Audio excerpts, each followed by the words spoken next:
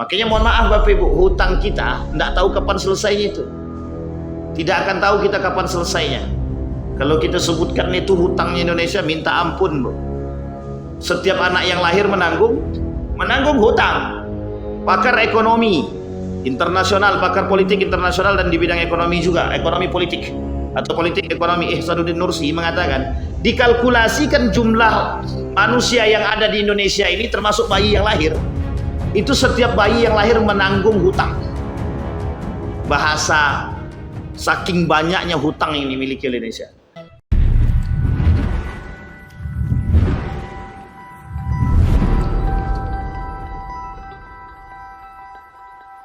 A'udzu billahi minasyaitonir rajim. Bismillahirrahmanirrahim. Assalamualaikum warahmatullahi wabarakatuh. Assalamualaikum warahmatullahi wabarakatuh. Waalaikumsalam warahmatullahi wabarakatuh. Alhamdulillahi rabbil alamin. Alhamdulillahilladzi arsala rasulahu bil huda wa dinil haq liyudhhirahu 'alad dini kullih wa kafa billahi shahida. Ashhadu an la ilaha illallah wahdahu la syarika lah wa ashhadu anna Muhammadan 'abduhu wa rasuluhu la nabiyya ba'd. Allahumma salli wa sallim wa barik ala hadzal nabiyil karim. Allahumma salli ala Muhammad wa ala ali Muhammad fil alamin innaka Hamidum Majid. Ya ayyuhan nasu taqu rabbakumul ladzi khalaqakum min nafsin wahidah wa khalaqa minha zawjaha wa batha minhuma rijalan katsiran wa nisaa'a wattaqullaha alladzi tasaaluna bihi wal arham innallaha kana 'alaikum raqiba. Wa qala Allah ta'ala ya ayyuhalladzina amanu taqullaha wa qulu qawlan sadida yuslih lakum a'malakum wa yaghfir lakum dhunubakum wa may yuti'illaha wa rasulahu faqad faza fawzan 'azima. Puji syukur kehadirat Allah atas limpahan rahmat dengan mengucapkan alhamdulillahi rabbil alamin. Berselawat kepada Nabi dengan mengucapkan Allahumma salli ala Muhammad wa ala ali Muhammad fil alamin innaka Hamidum Majid. Bapak Ibu sekalian yang berbahagia, mudah-mudahan di subuh hari ini Allah berkahi, Allah limpahkan rahmat dan karunia-Nya kepada kita. Allah sehatkan kita, Allah sehatkan hati kita, Allah kuatkan iman kita, Allah teguhkan keyakinan kita, Allah istiqamahkan kita. Allah jadikan rumah tangga yang sakinah, mawaddah warahmah, anak-anak yang saleh dan salehah yang selalu berada dalam ketaatan. Bapak Ibu sekalian yang berbahagia, di bulan ini disebut dengan bulan Maulid atau Maulud, kelahiran baginda Nabi Muhammad sallallahu alaihi wasallam, bulan yang sangat mulia. Tapi jangan pula cuman bersalawatnya di bulan mulia ini saja. Bersalawat tuh setiap waktu kalau bisa. Banyak kemudahan yang Allah berikan. Innallaha wa malaikatahu yusalluna 'alan nabi ya ayyuhalladzina amanu sallu 'alaihi wa sallimu taslima. Baik Bapak Ibu sekalian yang berbahagia, di subuh hari ini insyaallah kita berada dalam lindungan Allah dan selalu berada dalam keyakinan yang baik dan akidah yang baik insyaallah. Subuh hari ini kita akan coba mengangkat tema tentang riba. Ini tema yang dari dulu sampai sekarang. Riba itu dari sebelum kita lahir. Pada masa baginda Nabi Muhammad SAW turun, dibaiat menjadi nabi, disuruh memberantas yang namanya kezaliman. Salah satu kezaliman yang nampak itu adalah riba. Riba itu kezaliman yang nyata, yang selalu diperintahkan kepada Nabi oleh Allah untuk diberantas, untuk dihabisi. Karena sebelum baginda Nabi Muhammad SAW dibaiat menjadi Nabi, itu baginda Nabi Muhammad SAW melihat praktek ribawi itu ada pada masa jahiliyah. Nah, pada masa jahiliyah itu praktek ribawinya besar sekali. Sampai orang-orang yang, mohon maaf, di situ disebutkan orang-orang yang berduit, yang berhak memegang perekonomian. Orang-orang para pedagang-pedagang yang besar berhak menjadi pemain utama. Sehingga orang-orang yang tidak berdagang, ya dia tidak pemain. Ini unsur ribawinya besar. Sehingga orang-orang yang kaya-kaya itu, mereka memiliki gudang emas, mereka memiliki gudang harta. Yang siapapun datang kepada mereka untuk meminjam uang dan lain sebagainya pada masa jahiliyah itu, mereka akan kembalikan, meminta untuk dikembalikan lipat ganda. Makanya ada bahasa disebutkan dalam sejarah itu bahwa riba itu untuk melipat gandakan. Nah, itu di dalam Al-Quran disebutkan liyarbu min malihi, agar bertambah berlipat ganda harta mereka dengan riba tadi. Tetapi kata Allah sekali-kali tidak akan bertambah dari harta mereka. Tapi ketika itu pada masa jahiliyah itu mereka tidak berpikir masalah itu. Yang penting mereka pikirkan bagaimana untungnya. Yang penting untung. Jadi kalau ada orang sekarang juga berpikiran demikian, sebenarnya dia sedang berada di jahiliyah. Artinya tidak merdeka dia itu. Tidak merdeka. Nah, karena orang jahiliyah dulu sudah berpikir demikian. Kata mereka memberikan riba kepada orang itu tujuannya agar harta mereka itu bertambah. Nah, maka Bapak Ibu sekalian yang berbahagia, salah satu gaya berpikir Amerika, orang Barat ketika itu termasuk Amerika, bagaimana caranya membangun satu sistem riba itu yang terstruktur. Maka hari ini riba itu bukan Indonesia, riba itu bukan Malaysia, tapi riba hari ini tingkatnya global, internasional. Dan tidak lagi kecil-kecil simpan pinjam itu riba itu sekarang, tapi skalanya sudah besar. International Monetary Fund, IMF. Tahu Bapak Ibu IMF? IMF itu yang suka ngasih pinjaman. Saya korek sedikit masa lalu kita. Ini sejarah soalnya. Bapak Ibu dulu, tahun berapa itu krisis moneter? 90, 98, 99. Itu terasa apa tak terasa kita krisis itu? Sebenarnya bukan kita yang berperang. Yang berperang Amerika. Cuma awak yang ikut merasakan. Indonesia krisis 98, 99. Ini biar saya bongkar, biar sedikit Bapak Ibu tahu cerita. 98, 99 itu krisis moneter. Yang terjadi apa, ekonomi Indonesia hancur. Bapak Ibu harus tahu, perbankan itu banyak yang kolaps, tutup. Ada yang dimerger, ada yang diakuisisi. Ada yang diajak kerjasama, digabungkan satu bank dengan bank yang lain untuk bisa sehat, untuk bisa tetap eksis. Seperti beberapa bank itu digabung. Tetapi ada yang diakuisisi, yang punya duit banyak, mengakui, diambil alih sama mereka. Dan perlu Bapak Ibu pahami, bank-bank yang kolaps ini itu adalah pemiliknya orang Cina. Ingat ya Bapak Ibu ya, ini penting untuk dipahami. Ketika Indonesia kolaps itu bank-bank sudah mulai, ketika Indonesia krisis bank-bank sudah mulai kolaps. Amerika mengajukan pinjaman, bukan mengajukan pinjaman, memberikan pinjaman kepada Indonesia melalui IMF, International Monetary Fund kalau saya tak salah. Insya Allah itu mengajukanlah pinjaman IMF. Ada syarat, tapi syaratnya adalah kalau tidak bisa mengembalikan dalam waktu yang ditentukan, maka akan bertambah. Jadi pada waktu yang ditentukan, kalau uang itu tidak bisa dikembalikan oleh negara Republik Indonesia, maka ketika itu hutang tadi bertambah, akan bertambah. Makanya mohon maaf Bapak Ibu, hutang kita tidak tahu kapan selesainya itu. Tidak akan tahu kita kapan selesainya. Kalau kita sebutkan itu hutangnya Indonesia, minta ampun, Bu. Setiap anak yang lahir menanggung hutang.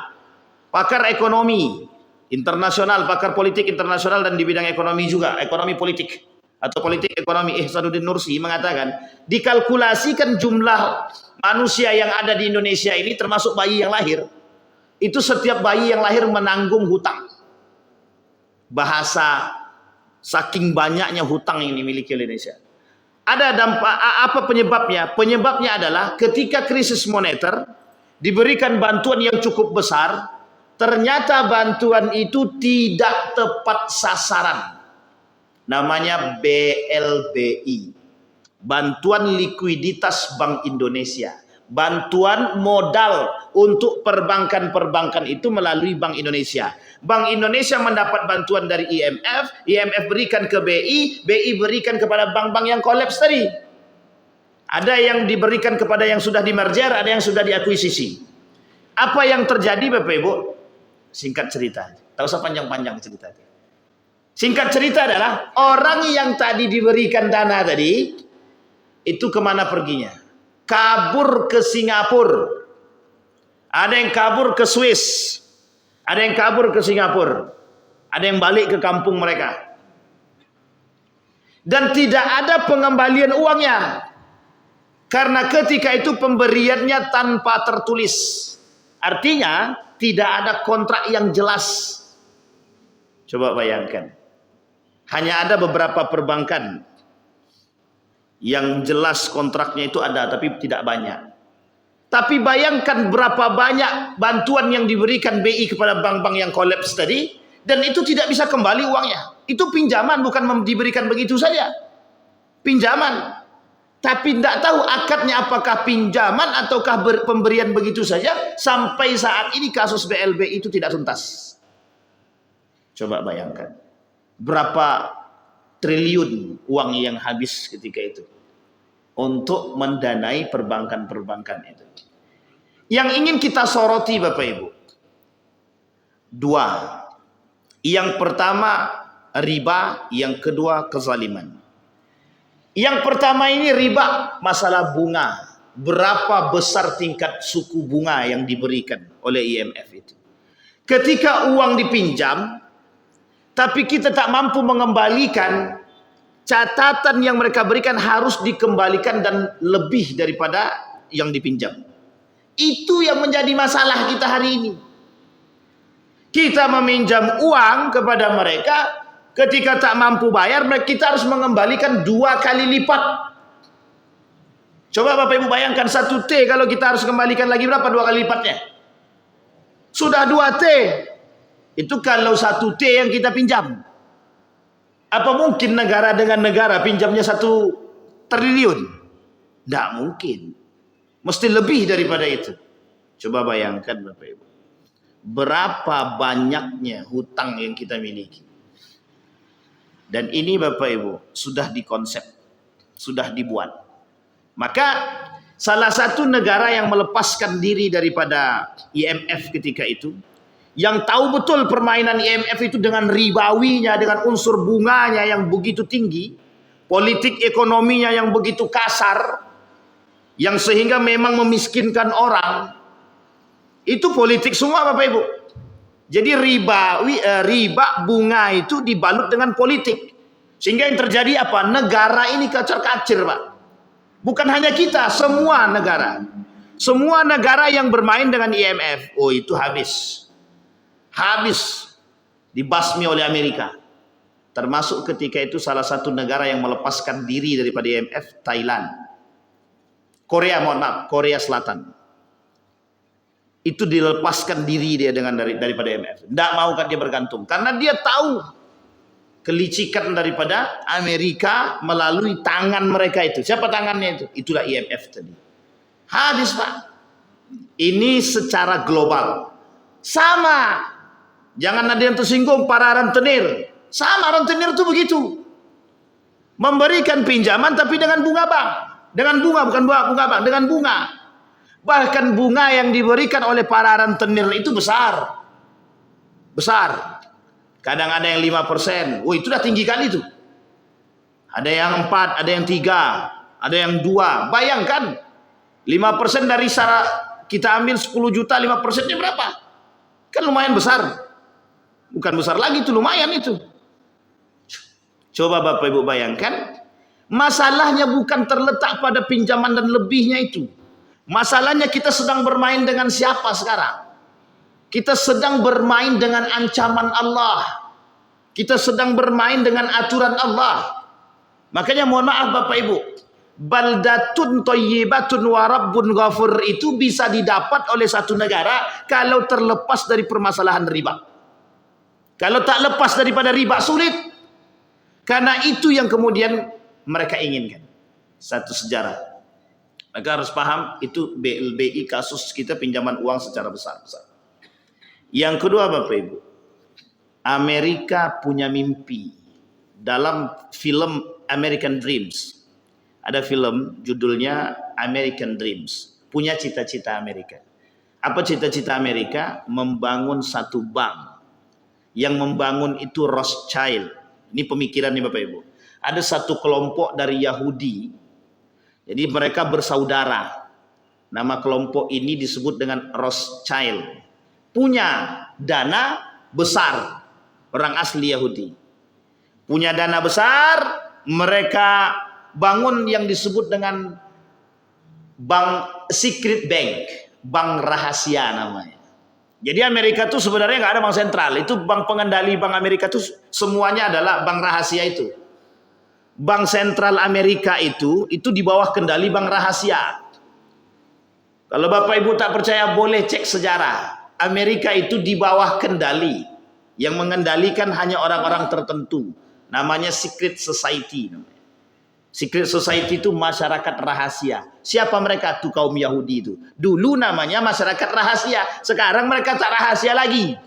Karena mereka sudah menguasai dunia. Jadi mereka sudah pegang dunia. Yahudi sudah megang dunia. Lagi mereka sudah biasa. Nampakkan diri sudah biasa. Namanya Rothschild. Orang ini mereka bangunlah namanya bank rahasia. Setelah bank rahasia mereka bangun, barulah dibangun itu Bank Amerika. Bank sentral itu dibangun. Dan Bapak Ibu tahu apa tujuan mereka? Tujuan mereka adalah untuk mengambil emas sebanyak mungkin yang bisa mereka tampung. Maka muncul ide pertama ketika itu adalah caranya biar bank ini rame.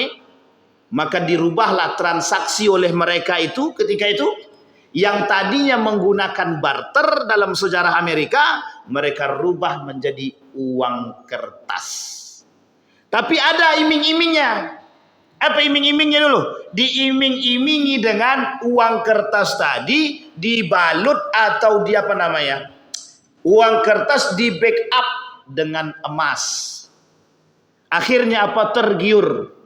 Alasannya sederhana, biar memudahkan transaksi menggunakan uang kertas dan di backup dengan emas. Masih ingat Bapak Ibu ya, uang kita Indonesia ini, masih ingat uang koin 95, ada 95 yang warna kuning 500, itu masih bisa dijadikan cincin karena masih ada unsur emasnya, dan kemudian berubah menjadi perak, itu karena emasnya udah habis Pak.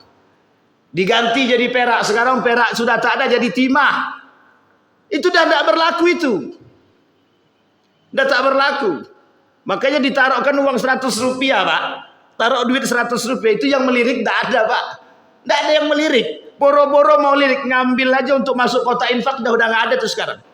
Kalau dulu yang kuning itu dari 95 ke bawah. Asal bercecer saja rebutan orang. Karena tahu. Uang itu ada backup-annya. Dan dulu uang kertas itu kalau robek dan lain sebagainya, Bapak datang ke bank. Kami mau tukar duit. Diganti yang baru, Pak. Lalu sekarang cobalah. Duit robek, bawa ke sana. Datanglah. Mau cobalah, biar Bapak Ibu tahu lah sekali. Ada uang robek misalkan, pergi ke bank. Kami mau tukar duit, ini duitnya udah robek. Kira-kira dapat yang baru atau tidak?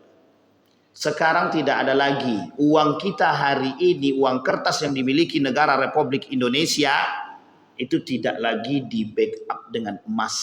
Alasannya emasnya sudah tak ada. Dulu kemudian di backup dengan perak, perak pun sudah tak ada lagi. Tidak tahu, Sudah nggak dibalut lagi dengan itu, sudah tidak di backup lagi. Sama tujuan Amerika begitu.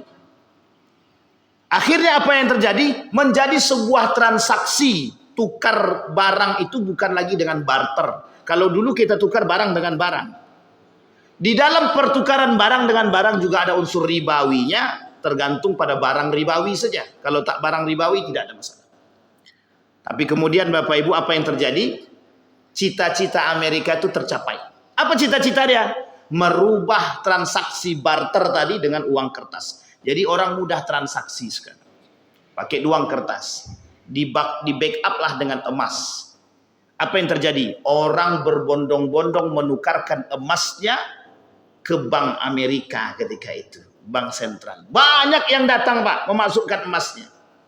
Dan itulah yang dilakukan oleh kelompok kecil tadi yang namanya Rothschild tadi. Makanya kalau Bapak Ibu tahu kenapa kok mereka duitnya tak berseri. Mereka yang memegang dunia ini hari ini Bapak Ibu. Semua pinjaman itu ke dia. Mereka buka satu lagi bank namanya Bank Swiss. Oh, ini sejarah nih kalau dirunut Bapak Ibu, malu kita. Cuman kalau tak disampaikan kita rugi sebenarnya. Termasuk salah satu negara yang ikut andil dalam, mohon maaf, menjadi budak daripada negara tersebut, negara kita. Negara Republik Indonesia. Saya masih ingat betul cerita itu. Ketika Presiden Soeharto datang ke Swiss menghadiri salah satu acara, itu Presiden kita tidak dilihat oleh mereka. Artinya apa? Dikucilkan. Oh, ini negara boneka. Begitu Pak. Saking tidak bernilainya. Kenapa? Karena kita sudah makan dan pinjam uang ke sana. Dan pinjam uangnya bukan kecil, besar. Sehingga yang terjadi apa? Orang yang minjam uang, yang diberikan pinjaman oleh bantuan likuiditas Bank Indonesia BLBI tadi, tidak ada satupun, hanya sebagian kecil yang mengembalikan, sebagian besar tidak mengembalikan. Ada yang kabur ke Singapura, ada yang kabur ke Amerika, ada yang kabur ke Swiss, tidak ada yang mengembalikan begitu, hanya sedikit. Makanya kasus dia sampai hari ini, kasus BLBI itu sampai hari ini tidak selesai. Yang ingin kita sorot adalah berapa besar ribanya di situ. Berapa besar kezolimannya di situ.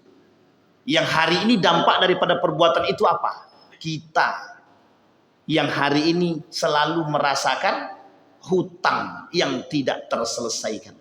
Tidak selesai sampai hari ini hutang kita. Tak selesai. Makanya tidak tahu kapan selesainya hutang itu. Kata Allah, fa'zanu biharbib minallah. Orang yang masih main bunga bank, main riba, main kezoliman dengan Allah, siap-siap. Bersiaplah kata Allah. Yang namanya kalian manusia yang bermain dengan riba, kata Allah, bersiap. Aku perangi. Bayangkan. Ada yang disebut dengan musuh Allah, ada yang diperangi oleh Allah. Yang diperangi oleh Allah di dalam Al-Quran pelaku kezoliman dan riba. Yang dimusuhi oleh Allah dalam hadis Nabi 3. Dianggap musuh oleh Allah. Nah, sekarang kita bermain pada orang yang diperang oleh Allah. Siapa orang yang diperang oleh Allah? 2. Satu pelaku riba, yang kedua pelaku kezaliman. Diperang oleh Allah. Makanya Bapak Ibu sekalian yang berbahagia, kalau kita berdoa baldatun thayyibatun wa rabbun ghafur, itu sebenarnya memang kita bermimpi mendapatkan baldah thayyibah tadi. Kenapa? Karena kita berharap kita mendapatkan ketenangan, kedamaian. Tapi ternyata itu namanya struktur ribawi global. Jadi yang sudah terstruktur Pak. Maka ketergantungan jadinya Pak. SBY, aduh tersebut pula namanya, tapi tak apalah. SBY itu pernah melepaskan diri Pak dengan IMF. Kita pernah melepaskan diri dari IMF itu tahun 2006 kalau saya tak salah dalam sejarah itu pernah. Tapi kemudian kembali lagi, balik lagi.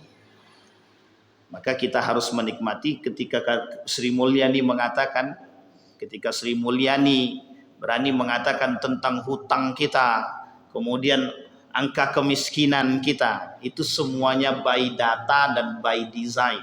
Data yang sudah disiapkan, data yang sudah diotak-atik. Jadi itu semua data Bapak Ibu, data.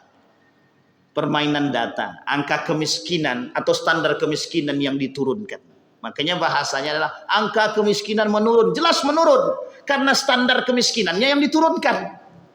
Tapi kalau standar kemiskinannya tetap, itu tidak turun Pak, malah naik. Makanya tidak mungkin. Dihadapkanlah kepada media bahwa angka kemiskinan menurun. Karena apa? Karena standar kemiskinan diturunkan. Bapak Ibu tahu salah satu taktik Cina itu tidak pernah menunjukkan angka kemiskinan dia kepada negara asing. Dan haram bagi media ketika itu untuk menunjukkan kemiskinan-kemiskinan yang ada di Cina. Itu Cina menduduki posisi nomor 2 setelah India dengan jumlah penduduk terbanyak dan angka kemiskinan tertinggi. Tapi tidak pernah dipandang dan tidak pernah ditampak dan tidak pernah mereka tunjukkan. Bapak Ibu tahu alasannya? Ingin menunjukkan kepada dunia bahwa kami negara yang baik-baik saja. Ingin menunjukkan kepada dunia bahwa kami negara yang sejahtera. Itu penting Bapak Ibu. Cina punya satu filosofi yang tak pernah bisa kita tahu. Bayangkan Bapak Ibu. Makanya Cina, banknya Cina itu, bank sentral Cina itu dia memberikan pinjaman kepada anak-anak yang ingin melakukan usaha itu 0,0 sekian persen. 0,0. Ingat ya Bapak Ibu, 0,0 sekian persen. Ada yang 2%, ada yang 5%, ada yang 3%. Bayangkan saking rendahnya bunga yang mereka berikan kepada para pelaku usaha itu. Kalau di sini tidak. Bapak Ibu datang ke bank, mau minjam, pinjamlah ke bank. Berapa banyaknya misalkan untuk usaha? Oh, berapa persen bunganya? 5%, 3%, 4%. Ada yang sampai 6% hari ini. Coba bayangkan. Artinya apa? Sejauh sistem itu masih kita pakai untuk transaksi, maka sulit kita mengatakan untuk mendapatkan baldatun thayyibatun wa rabbun ghafur. Kenapa? Karena Allah sendiri tidak pernah senang dengan yang namanya riba. Ulama sepakat, Majelis Ulama Indonesia sepakat, bunga bank adalah riba. Maka riba, bunga bank itu termasuk riba. Maka kata Majelis Ulama Indonesia, menghindari bank konvensional itu harus. Kenapa? Karena ada bunga banknya. Bunga bank itu diharamkan secara tidak langsung. Secara tidak langsung, Majelis Ulama Indonesia mengatakan ketika bank konvensional itu haram secara tidak langsung. Sampai di sini paham ya Bapak Ibu ya? Baik. Sekarang kita lihat dulu apa tahapan-tahapan pengharaman riba. Dia ada tahapannya, ada, tidak langsung diharamkan. Sama dengan khamar. Itu tidak bisa langsung diharamkan begitu saja. Zina tidak diharamkan begitu saja. Jadi perzinahan itu, khamar itu, ribawi itu tidak langsung diharamkan ketika Nabi berada di Mekah. Jadi ketika Nabi di Mekah, Nabi tak langsung haramkan itu. Yang mabuk, kata Nabi, jangan mabuk dulu, sholat dulu.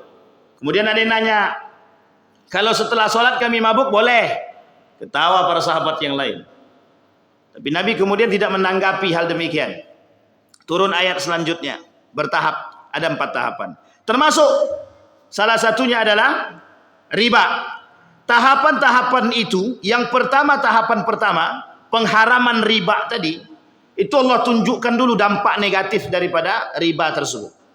Setelah Allah tunjukkan dampak riba tersebut dalam surat Ar-Rum ayat 39. Itu Allah tampakkan dulu. Ini negatifnya, ini positifnya. Orang yang bermain dengan riba, kata Allah, tidak ada untungnya. Mereka yang bermain dengan riba tidak akan pernah bertambah harta mereka, tapi justru malah makin berkurang keberkahannya. Disampaikan oleh Allah dalam Al-Quran. Kemudian tahapan kedua, Allah menunjukkan isyarat keharaman riba pada tahapan ini adalah mengancam atau mengecam praktek riba yang dilakukan oleh orang-orang Yahudi. Fabi zulmin minal ladzina hadu harramna alaihim thayyibati uhillat lahum wa bisaddihim an sabilillah katsiran wa akhdhihim riba wa qad nuhu anhu wa aklihim amwalin nas bil batil. Nanti saya kasih kita garis bawahi kalimatnya Bapak Ibu. Wa atadna lil kafirina minhum adzaban alima. Yang pertama itu Allah sebutkan fabi zulmin, zalim. Yang pertama ya, fabi zulmin, ada bentuk kezaliman kata Allah yang lain yang dilakukan oleh kaum Yahudi. Nah, tuh ingat Bapak Ibu ya, dilakukan oleh kaum Yahudi. Jadi apa sekarang ada kezaliman itu dilakukan oleh kaum Yahudi? Semuanya kaum Yahudi yang melakukan kezaliman hari ini. Tak bisa kita tidak. Palestina hancur, Yahudi juga. Israel juga, Zionis juga. Indonesia hancur, itu Zionis juga. Yahudi juga, Israel juga. Nah, coba bayangkan. Sekarang kita tengok berapa banyak produk Israel di Indonesia nih. Bukan sedikit. Kalaupun banyak produknya, itu baru produk aslinya saja, itu baru produk asli Israel yang ditempelkan Pak Azwardi di situ. Itu bagian kecil itu baru produk-produk asli original Israel yang nampak. Sekarang ada produk yang non original Israel, tapi semuanya investornya rata-rata itu Israel. Wah, itu bukan banyak lagi, banyak banget. Karena banyak perusahaan-perusahaan itu yang masuk dalam pasar saham yang secara terbuka. Jadi bebas siapapun yang mau berinvestasi boleh, tidak ada masalah. Dan itu banyak, Le Minerale termasuk, Indomie termasuk, Mayora termasuk. Mayora itu Bapak Ibu, makanan-makanan seperti roti, kue-kuean itu tengoklah baik-baik. Itu Mayora rata-rata tuh. Nah, yang Mayora itu termasuk tuh Superstar dan Star. Itu Mayora. Dan Mayora itu ternyata Israel itu. Bukan banyak, ribuan bahkan ratusan ribu produk-produk mereka itu. Itu yang baru nampak. Itu semua siapa? Yahudi. Zalim apa tidak? Zalim. Sangat zalim sekali. Kalau Yahudi itu dah paham kita kezalimannya itu. Tidak usah dikhawatirkan lagi. Dan tidak perlu dipertanyakan kezaliman Yahudi itu, tak perlu dipertanyakan. Karena mereka tetap zalim. Satu. Kemudian disebutkan, kenapa? Apa kezaliman mereka? Akhdhihimur riba. Mereka mengambil riba, memakan riba, kata dia. Kata Allah, akhdhihimur riba. Mereka memakan riba. Berarti bentuk kezaliman yang dilakukan oleh Yahudi yang pertama adalah riba. Yang kedua, aklihim amwalad nasi bil batil. Mereka memakan harta manusia dengan cara yang batil. Dua. Satu, riba. Yang kedua, mengambil harta manusia dengan cara yang batil. Yang batil menurut siapa? Yang batil menurut agama. Batil menurut agama. Yang kita pahami selama ini yang disebut dengan batil itu, contoh mengambil haknya anak yatim. Betul ya? Kita makan harta anak yatim, batil apa tidak? Batil. Kita mencuri harta orang, batil apa tidak? Ini praktik mencuri ya. Praktik mencuri batil apa tidak? Batil. Kita korupsi batil apa tidak? Batil. Tapi sekarang ada batil yang lain. Apa batil yang lain itu? Kaum Yahudi melakukan praktik riba. Kemudian dari praktek riba itu ada unsur tambahan yang kita ambil secara paksa. Dari simpan pinjam, begitu juga dari jual beli. Sampai di sini paham Bapak Ibu? Kita ambil contoh simpan pinjam dulu. Kita ambil pinjaman dulu. Orang minjam 30, kita harus kembalikan 35.000. Kira-kira yang 5.000 itu pengambilan paksa apa tidak? Ngambil paksa apa tidak? Itu batil. Batil. Namanya batil. Jadi kalau seperti itu batil, batil sekali. Itu yang tak nampak buat kebatilan dia. Tapi kami butuh Pak Ustaz. Itu lain cerita. Kebutuhan itu. Kalau masih bisa mencari sesuatu yang tidak ada kaitannya dengan riba, jangan. Ustaz, aku mau pinjam uang 50.000. Kata saya, boleh, silakan. Jangan lupa ya pijit tangan saya dulu. Riba. Riba. Meminjamkan sesuatu dengan syarat itu riba. Meminjamkan sesuatu kepada orang dengan syarat riba. Kalau mau pinjam, pinjamlah. Pinjamkan. Namanya unsur ta'awun. Akadnya ta'awun. Membantu. Orang jelas orang minjam itu karena dia terdesak. Karena dia punya keinginan. Tapi itu dulu Pak Ustadz. Betul. Hari ini orang meminjam bukan untuk menutupi kebutuhan. Untuk menambah tingkat gengsi. Kalau dulu orang minjam uang itu betul-betul untuk memenuhi kebutuhan. Kami belum makan, tolong pinjamkan kami. Anak kami sakit, istri kami masuk rumah sakit. Pinjam uang. Kalau sekarang tak. Pinjamlah uang dulu berapa? 50 juta. Mau ngapain? Mau ngambil mobil. Astagfirullah wa atubu ilaih. Sekarang betul apa salah perkataan itu? Sekarang saya tanya Bapak Ibu. Bapak Ibu cek. Berapa jumlah umat manusia yang pakai mobil hari ini? Di Indonesia, tahu saja jauh-jauh lagi, itu terlalu jauh kalau Indonesia. Di Kecamatan Sail aja lah. Berapa banyak orang yang punya mobil hari ini di Kecamatan Sail? Pertanyaannya sederhana. Berapa banyak orang yang minjam ke bank atau bermain dengan leasing dalam membeli mobil tadi? Jelas pakai riba apa tidak? Jangan tersinggung, jangan tersinggung. Ini unsur agama yang harus kita sampaikan. Pahit telan saja sama-sama. Kalaupun pahit kita telan sama-sama. Pertanyaannya adalah, kita tak punya uang, cuma punya 50 juta. Akhirnya kita datang ke showroom. Bang, kami mau beli mobil. Tapi kalau kami tak minjam, Pak Ustaz, kami tak sampai kapan kami mau bisa punya mobil. Jadi sekarang itu mobil itu menjadi sebuah hajat yang harus dipenuhi. Gengsi. Hidup dengan gengsi itu begitu. Hidup dengan gengsi itu selalu begitu. Tapi kami untuk usaha, Ustaz, lain cerita, nanti lalu kita bahas. Dia satu-satu. Akhirnya apa yang dilakukan? Pihak showroom kerjasama dengan bank yang ada finance-nya atau leasingnya. Kita ambillah contoh bank A gitu. Kalau disebutkan tersensor deh kan. Nah, kita sebutkan bank A. Pinjam ke situ. Atas nama siapa? Atas nama si Anu. Berapa cicilannya? Berapa bunganya? Dah disebutkan di awal, bunganya sekian. Sudah tahu ada bunganya, pernah mengaji, tahu hukumnya, tetap masih beli mobil, tetap masih pinjam uang atas nama kerjasama dengan showroom tadi, datang ke pihak perbankan atau finance-nya tadi, kemudian dikasihlah ribanya sekian, bunganya sekian, kemudian berapa tahun Pak? Udah 2 tahun aja, oke. Deal tanda tangan. Minjamnya mudah, ngambilnya besok susah itu. Susah Pak. Susah. Besok Bapak Ibu mohon maaf ya, kalau ada yang beli mobil kemudian diasuransikan, masuk asuransinya mudah, keluarkan susahnya itu minta ampun. Kita ngurusnya cuma 2 hari, besok keluar asuransinya 1 bulan lebih kalau keluar. Coba bayangkan Pak. Dan ada unsur ribanya, bunga banknya itu di situ. Bunganya itu yang tidak tahan gitu. Artinya apa? Hari ini orang punya mobil rata-rata, mayoritas mereka membeli mobil dengan pinjaman dan menggunakan bank yang ada leasingnya atau finance-nya di dalam itu. Itu mayoritas. Saya mau beli mobil Ustaz, cash. Itu baik.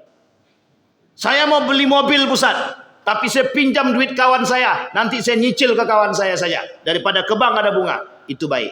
Itu kawannya perlu kasih tahu siapa orangnya, kasih nomor kontaknya. Nanti siapa tahu ada yang mau pinjam juga kan. Yang kayak gitu penting, iya. Karena apa? Hari ini hidup dengan gengsi. Gengsi umat manusia terlalu tinggi hari ini. Kalau aku tidak punya mobil, nanti tetangga mau ngasih bilang apa? Oh, tak punya mobil Janu tuh. Nah, akhirnya apa? Gengsi tadi naik. Hanya karena sebutan, hanya karena panggilan, hanya karena ingin dipandang orang bahwa kita ini termasuk orang kaya. Tapi kemampuanku bulanan jelas Pak Ustaz. Ya, kalau mati tengah jalan kan tinggal tarik aja Pak Ustaz. Bukan masalah tinggal tariknya. Kau mati dalam keadaan bermain riba itu. Kita mati dalam keadaan bermain dengan riba, hina atau mulia? Nah, itu Bapak Ibu yang bisa jawab. Kalau saya jawab pakai Al-Quran makin sedih kita nanti. Allah kata orang mati bermain dengan kezaliman, dengan riba, itu mati dalam keadaan hina. Orang yang bermain dengan riba itu diperangi oleh Allah. Dari kapan pula orang yang diperangi itu bisa mati mulia? Yang memerangi bukan manusia, yang memerangi adalah Allah. Sejak kapan orang diperangi oleh Allah itu matinya mulia? Diperangi oleh Allah kok matinya mulia? Itu tidak ada Pak. Tidak masuk dalam cerita kita. Artinya orang mati terhina. Sampai di sini paham Bapak Ibu?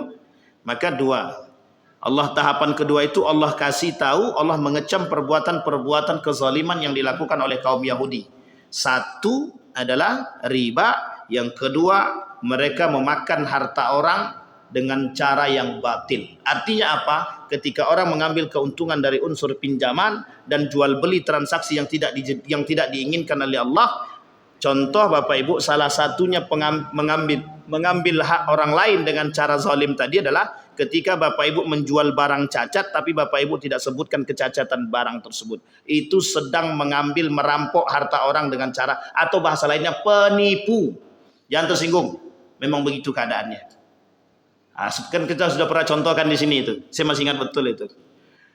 Jual durian, harga mulai dari 10.000. Rupanya dipajangnya di atas. Awak kira yang di atas, rupanya yang itu yang 10.000 yang di bawah tuh, yang sudah busuk-busuk tadi, busuk setengah. La ilaha illallah. Kadang kita dengan bahasa ini tertipu, Pak. Bayangkan Bapak Ibu. Jadi banyak cara untuk menipu itu, memang banyak.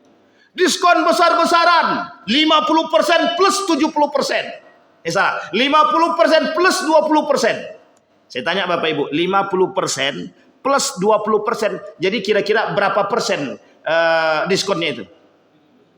Harusnya kan, pakai akal sehat kita harusnya 70 kan. Tapi bukan begitu modelnya. Bayar dulu 50%, setelah bayar 50% dapat harganya, baru dipotong 20% lagi dari situ. Itu masih mending itu. Diskon 50%. Maksimum 5.000 gitu. Coba bayangkan, itu diskon apa? Maksimum apa? Itu kita dapatkan, Pak. Satu ketika salah satu program Shopee itu yang membeli barang ini pakai apa namanya itu? Voucher. Pakai voucher. Kita ambil lah, Pak. Kita beli itu, Pak. Kita barcode kan, kita scan barcode-nya gitu. Maksimal 5.000. Di situ tertulis 30%, tapi maksimalnya 5.000. Itu tak nyambung otak kita dari Pak. Akhirnya apa saya bilang? Ini zalim bukan zalim lagi tuh. Zalim banget. Cara mengambil dengan cara yang tidak baik. Dua, Pak. Itu tahapan kedua. Sekarang ada tahapan ketiga. Proses evolusi riba itu di dalam Al-Quran, ayat yang turun dalam tahap ketiga ini surat Ali Imran ayat 130. Sebagaimana telah diuraikan dalam tulisan tersebut, salah satunya Jalaluddin As-Suyuti mentafsirkan hal demikian. Ya ayyuhalladzina amanuttaqullaha wa dharu ma baqiya minar riba in kuntum mu'minin.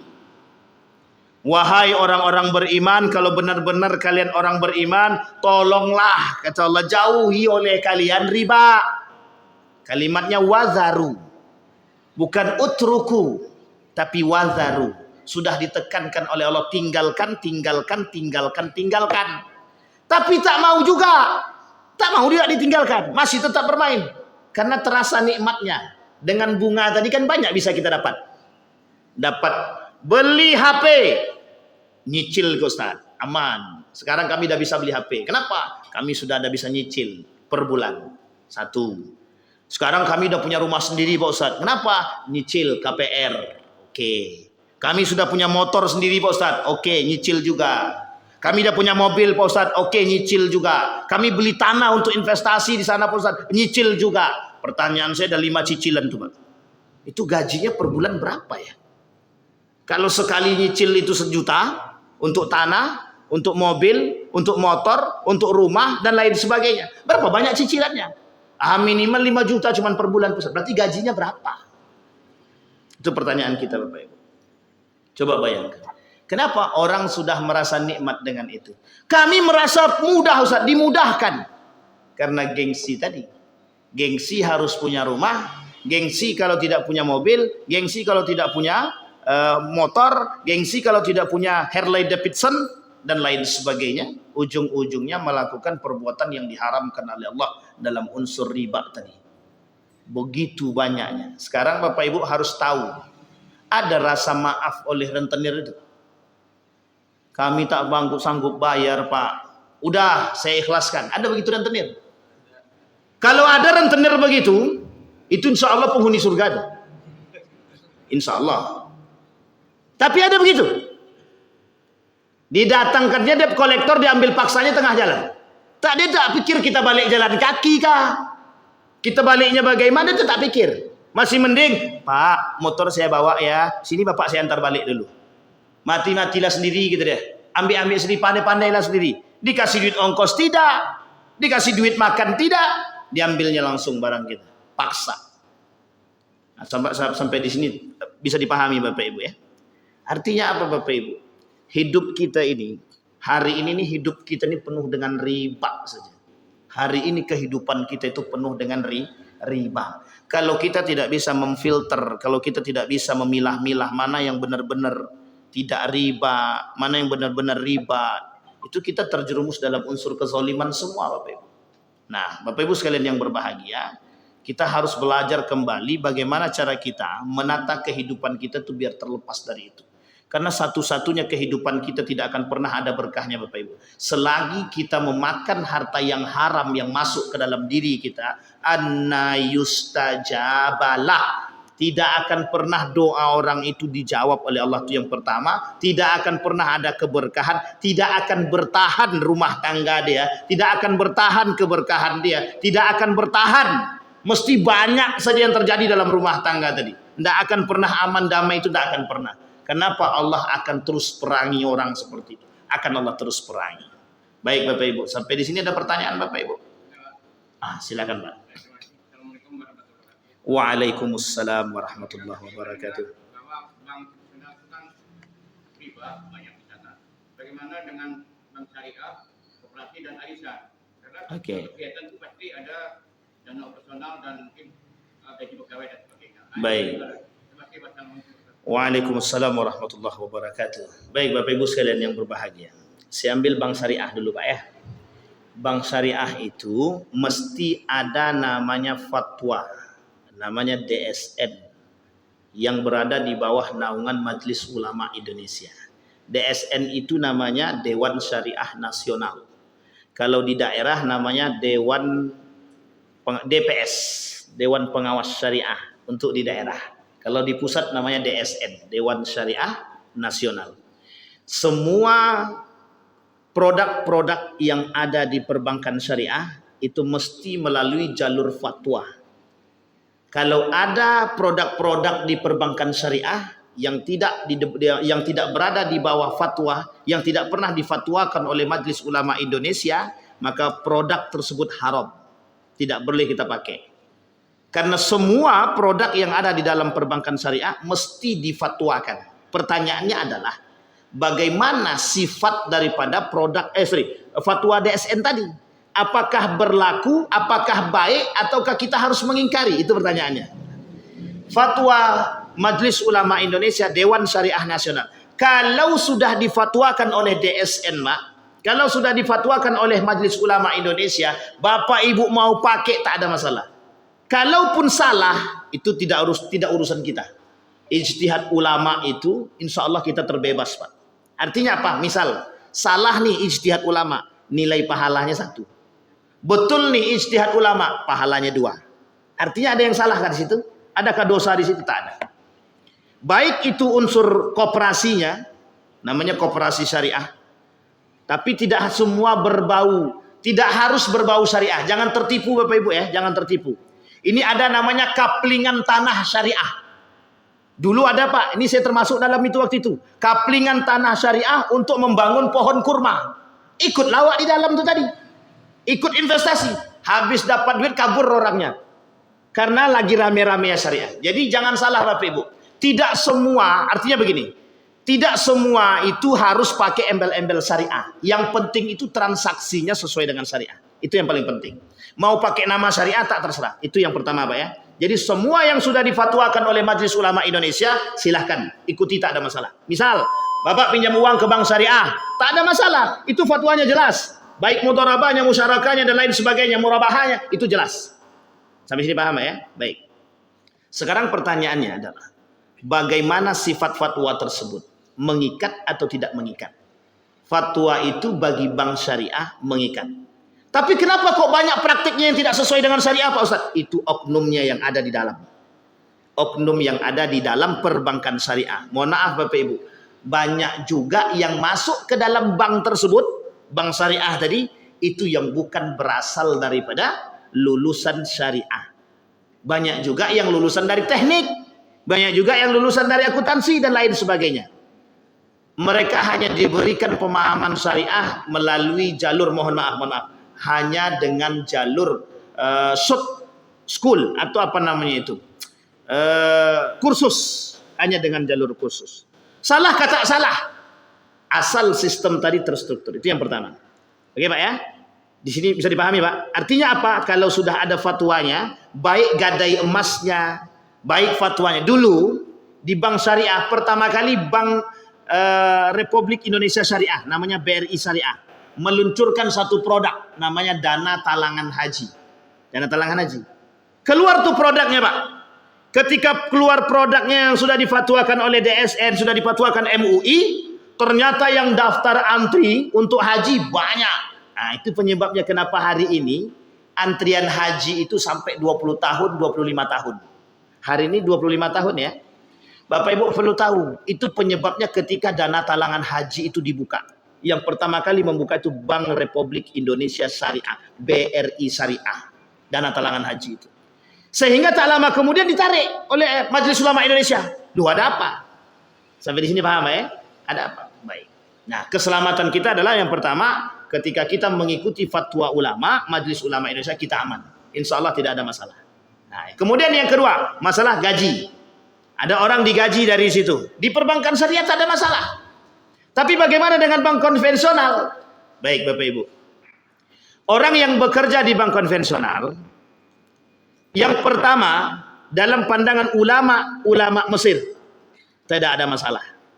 Ulama Mesir mengatakan tidak ada masalah orang yang bekerja di situ. Artinya apa? Kalau mereka bekerja di bank konvensional, dapat gaji dari situ dan lain sebagainya, tidak ada masalah. Tetapi kalau dalam fatwa lajnah daimah, kata mereka tak bisa. Sesuatu yang dihasilkan dari yang haram, apa yang mereka makan haram, kata dia. Artinya apa? Ada diambil tengah-tengah. Kalau dia belum dapat pekerjaan, cari pekerjaan. Sambil ketika dia masih bekerja di situ, sambil mencari pekerjaan yang lain, yang lebih baik. Ketika sudah dapat, maka tinggalkan. Jangan tinggalkan langsung. Anak istri mau makan apa? Dan ini kejadian, Pak. Keluar langsung dia manajer bank. Manajer di salah satu bank konvensional, keluar begitu saja. Tanpa ada tabungan dan lain sebagainya. Adalah tabungan. Akhirnya berapa? Sampai 10 tahun dia tidak dapat pekerjaan. Matilah anak istri dia. Akhirnya tak makan apa-apa. Kita merendahkan diri dengan mengemis dan lain sebagainya, meminta segala macam. Itu jauh lebih terhina. Artinya apa? Di dalam Islam itu ada unsur. Ada kaidah usul, Pak, yang harus kita pahami. Cari dulu pekerjaan. Kalau sudah dapat pekerjaan tadi, kalau nak keluar setelah itu silahkan. Tidak ada masalah. Berarti apakah yang di sana? Tidak semua ulama mengatakan bank konvensional itu haram. Tapi orang-orang ulama dari Mesir itu mengatakan bahwa bank konvensional itu tak haram. Tapi Majelis Ulama Indonesia kita yang mengatakan, Majelis Ulama Indonesia kita mengatakan bunga bank haram. Ingat Bapak Ibu, yang diharamkan bunga bank. Secara tidak langsung dia mengatakan yang ada bunga itu di bank mana? Konvensional kah atau bank syariah? Bank konvensional, otomatis secara tidak langsung pemahamannya adalah yang namanya bank konvensional, kalau ada bunga bank berarti dia haram. Apa dampaknya? Banyak Bapak Ibu. Pernah ditanya? Pernah. Salah satu, ini kalau tersebut nama kira-kira takutnya unsurnya lain cerita ya. Tadi kita tak usah sebut nama. Ada bapak-bapak dulu pernah menjadi gubernur Riau itu. Dia tanya ketika ada tulisan riba itu. Besar tulisannya di sini itu. Kalau saya tak salah itu. Besar. Ada api menyala. Ternyata orang dengan memandang itu diambilnya, Pak. Mereka ambil uang mereka yang ada di bank mandiri, bank-bank konvensional itu. Mereka ambil. Mereka pindahkan ke syariah. Apa kata orang-orang yang di bank konvensional itu? Ternyata cuma tulisan saja. Itu berdampak besar katanya, terhadap. Artinya apa Bapak Ibu sekalian yang berbahagia? Artinya adalah bahwa dalam pandangan Majelis Ulama Indonesia bunga bank haram, dan yang memiliki bunga bank itu cuma ada di bank konvensional. Artinya bank konvensional secara tidak langsung diharamkan oleh Majelis Ulama Indonesia. Oke Pak ya, sampai di sini paham Pak ya? Baik, sekarang bagaimana cara kalau mengambil operasional, diperbolehkan atau tidak di dalam Islam? Di dalam Islam diperbolehkan. Bahasa lainnya begini. Bahasa lainnya namanya jasa. Masalah ngambil jasa itu tak ada masalah Pak. Dalam perbankan manapun untuk ngambil jasa tak ada masalah. Diperbolehkan. Yang dilarang oleh agama hanya bunga bank. Yang dilarang oleh agama adalah ribawi. Nah, jadi nanti ada ke depan kita bahas sambil berurut. Nanti kita bahas riba, model-model dan macam-macam riba itu kita bahas. Dia ada banyak, ada 3 paling tidak. Itu ada 3 macam daripada riba tadi. Yang itu mengakar dan menjadi darah daging di negara Republik Indonesia ini atau di dunia ini Bapak Ibu. Artinya insya Allah mudah-mudahan bisa kita paparkan nanti model-model riba itu. Dan akan kita sampaikan di mana saja dalam kehidupan kita kesehari-hari itu ada unsur ribawi dan kezalimannya. Begitu Pak ya? Baik. Oh, arisan. Arisan di dalam sekarang sudah ada pakai arisan syariah. Arisan syariah.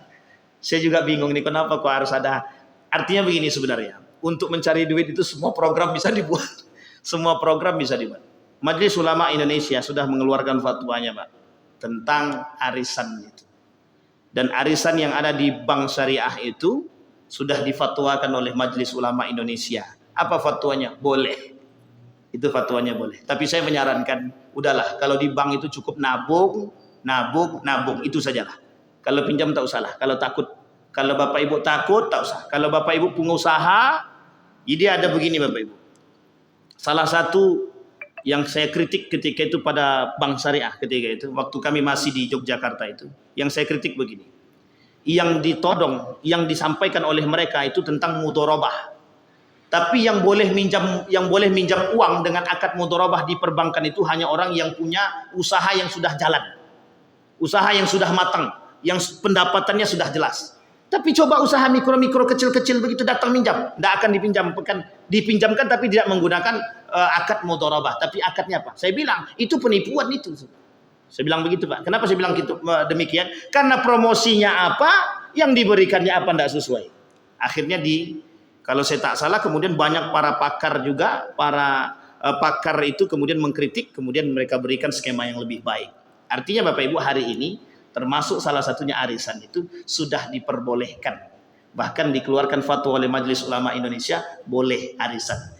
Bagaimana dengan arisan ibu-ibu? Kapan waktu kita bahas arisan ibu-ibu itu Bapak Ibu dan lain sebagainya. Saya kira itu saja Bapak Ibu sekalian yang berbahagia. Mudah-mudahan ada manfaatnya bagi kita. Kita berdoa kepada Allah. A'udzubillahi minasyaitonirrajim. Bismillahirrahmanirrahim. Alhamdulillahirabbil alamin hamdan syakirin hamdan naimin hamdan yuafi ni'amahu wa yukafi mazidah ya rabbana lakal hamdu kama yanbaghi li jalali wajhikal karim wa 'azimi sultanik. Allahumma shalli ala Muhammad wa ala ali Muhammad fil alamin innaka Hamidum Majid. Allahumma ighfir lana dhunubana wa kaffir 'anna sayyi'atina wa tawaffana ma'al abrar. Allahumma rabban nas adhhibil ba'sa ishfi li jami'i maradil muslimina wal muslimat wal mu'minina wal mu'minat birahmatika ya dzal jalali wal ikram. Ishfihim anta syafi la shifaa illa shifaa'uk shifaa'an la yughadiru saqama wa la alama. Allahumma arzuqna rizqan halalan tayyiban mubarak wa anta khairur raziqin. Allahumma ighfir lahum warhamhum wa'afihim wa'fu anhum wa akrim nuzulahum wa wasi' madkhalahum waj'alil jannata mathwahum. Allahumma jannibna min munkaratil akhlaq minar riya' war riba wa takabbur wa sum'ah ya rabbal alamin. Allahumma ansur ikhwanana al-mujahidin fi Palestin wa fi Gaza wa fi kulli makan.